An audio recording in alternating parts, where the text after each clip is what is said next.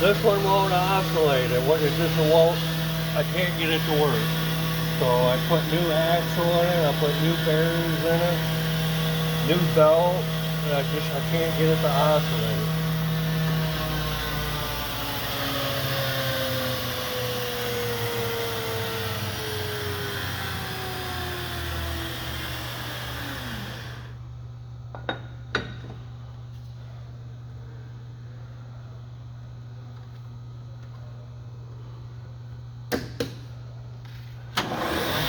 So it's just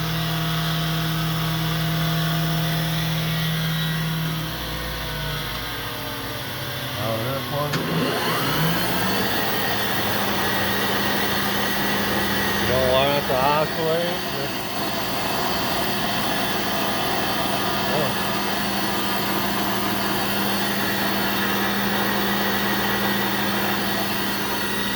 That's all we got.